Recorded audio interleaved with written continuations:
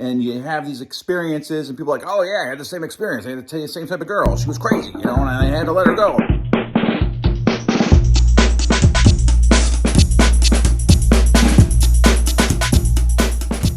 What is up, Bills Mafia?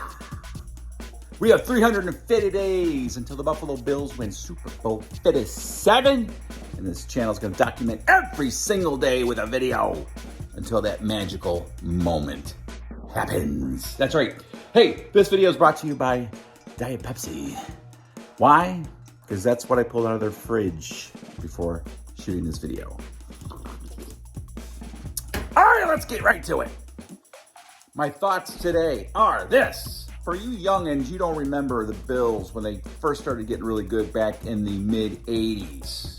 Well, they had quite a run, and it was awesome. But what was cool about that run is there was a progression that happened from the time that they started to get good. They started to get the players that they needed to make a championship run. And I was thinking today that what's going on with the Bills today has a lot of similarity to what happened back then. There seems to be, in life, a certain type of progression towards anything, right? You know, when you're younger and you start dating and you meet somebody and you start going out on dates and, you break up with the girl. You are breaking up with me. No, Jenny, it's not you. And you have these experiences and people are like, oh yeah, I had the same experience. I had the same type of girl. She was crazy. And I had to let her go. And then as you get older, you start dating these different types of women, and then eventually you meet the one that you fall in love with, and you get married.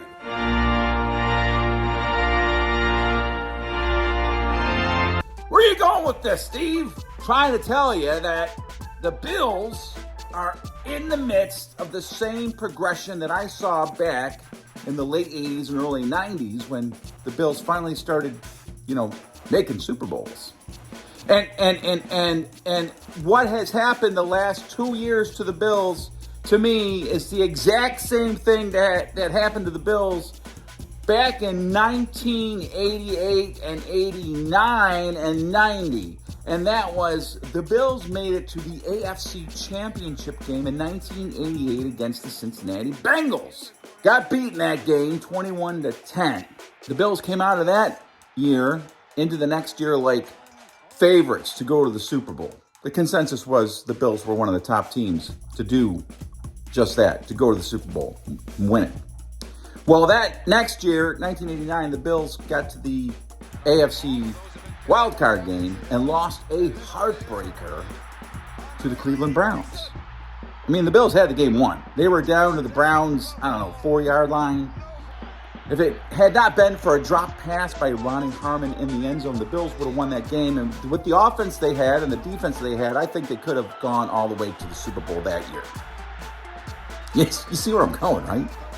You see the similarities between that era of Buffalo Bills football and this one?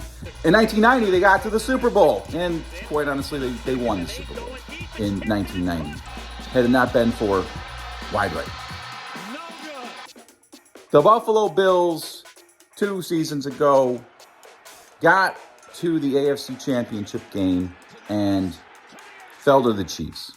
This past season, they got to the divisional round and lost a heartbreaker to the Chiefs. Really a game they shouldn't have lost.